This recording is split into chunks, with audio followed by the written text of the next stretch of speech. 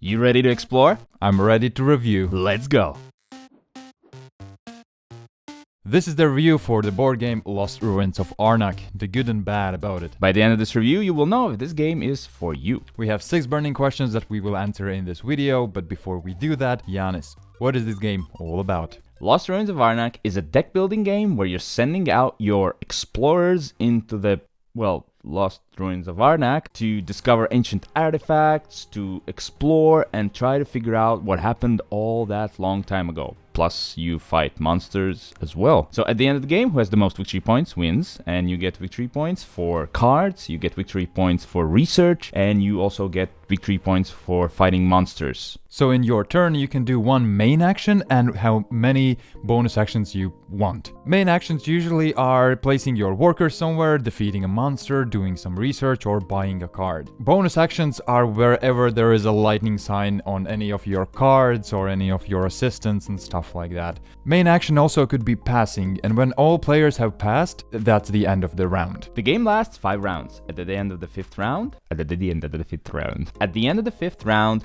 who has the most victory points wins the game.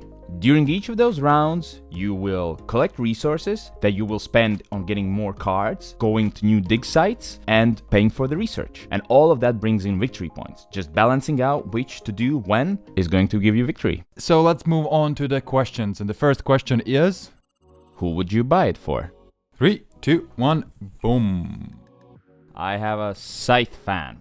This is a Euro game through and through. This is zero or mostly no direct conflict. I mean, the only way you can influence somebody else is just by going somewhere where somebody else wanted to go. Like, no, I wanted to go there. And that's not really conflict. That's just, sitting down somewhere where somebody wanted to sit, just didn't. So why I'm saying Scythe fan? Because Scythe is this big, gorgeous game that looks amazing. And it has this thematic layer on top of it, not being really thematic itself. This feels like that for me. It's big, it's gorgeous, it has kind of some of the theme, and there's almost no conflict. I mean, beyond those two things, it's a whole different game, whole different mechanisms. Yeah, it's completely different. It's completely different than Scythe, but I see what you are talking about. Exploring gamers for 2 reasons. Well, it's all about exploring. It's an Indiana Jones theme. Of course, it's not too much there. There's no text, there's no story there. I feel like the theme is there. It's okay. But most importantly, why I wrote Exploring Gamers is because I don't think it's a very, very light game. It's not an intro game. I think this would be a good place to go after you have played all the intro games. Then this could be like the next step.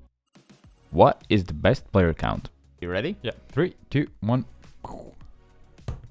Like I mentioned previously, not a lot of interaction, and the only way you would mostly feel that you're playing with somebody else, I'm kidding, obviously you would see them near the table, but is that it just takes longer. The setup's pretty much so the same, game, works the same, there's not a lot of differences there. The setup will cover up some spots for 2 players, but just few. Most of them are still available, and yes, the only interaction is taking some spots away from other players, so 2 does that even less. 3 players would be the great middle ground where you still feel that little interaction that is in this game, but it's not too long. We're pausing this video for just a second to say that please subscribe. That will help us a ton. What is the best thing about this game? 3, 2, 1, boom.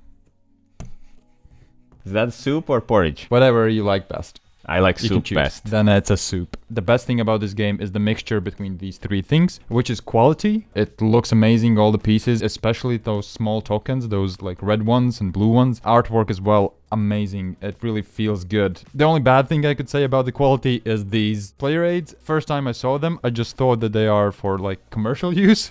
Those little flyers that you get inside a box. Buy this game as well. I also enjoyed the theme. I think the theme really complements the gameplay itself. And the last thing that I wrote down is the balance as well. I could go for the research, I could go for the artifacts, I could, change my strategy up, and all of them feels like a good option. Next time I could play it a bit different, but still compete in this game, and that's awesome. I mean, we recently talked about Scythe being a gorgeous game. This one's really pretty as well. It's just a really beautiful game. I can't stop looking at the board. And actually the variety, since each time you go exploring on the board, you're gonna get a different site and a different monster. And the cards, like there's a whole deck of cards, and through one game, you're probably not gonna see even a half or even the third of it. So I feel that it's quite varied. Obviously, the main things stay the same. You place a guy and you get a new site and get a monster, but the monsters are different, the sites are different, so I feel it adds a lot to the game, this variety. It helps also with the replayability. It won't just sit there on the shelf. You will want to play it more. What is the worst thing about this game? I just have to stop whining about no interaction in games. I want to fight other people, but there's no fighting. Play a different game then. But I want this one to have fighting. Your arguments is just like you, old.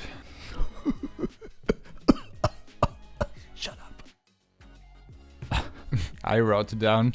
Okay. And you can see I was prepared to do a huge list right here.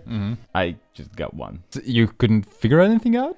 I couldn't. It is a quality game. There's nothing really I would have to say.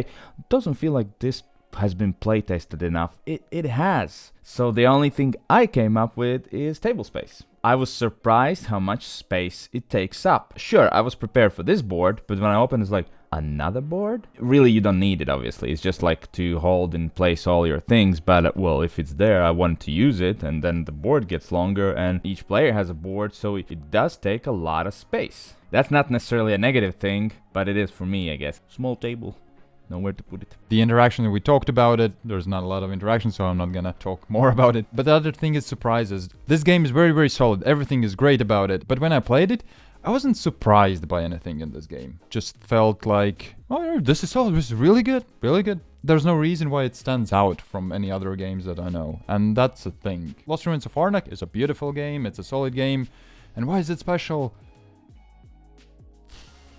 Well, it's good. It's very good. The only thing when I read the rules was like, haven't seen this before, is the market here. Each round this moves forward and you get less of like the basic cards accessible and more of the artifacts. I thought, that's new, but I guess that's not enough to, go, wow, they added this crazy market thing. No, they just added this market thing. If you're looking for something very new and original, this is not it, but not necessarily a bad thing. What's the best alternative? Ready? Yes. 3, 2, 1, boom. Oh, Dune Imperium. Wow. Didn't see that coming. Somebody had to take the bullet. Yeah, it's like the biggest duel of two deck builders of the last year was this and Dune Imperium. If you want to know about Dune Imperium, I guess you can watch our review, right? But who wins in this duel for you? In this duel, for me, Dune wins, but for very specific reasons. And I'm not saying that it would win for everybody. Lost Ruins of Arnak is more accessible for more people. Just visually alone, this is more attractive to everybody, as we talked about. And the other thing is that Dune will have a lot more interactions. The conflict there is something very interesting. It's more unique.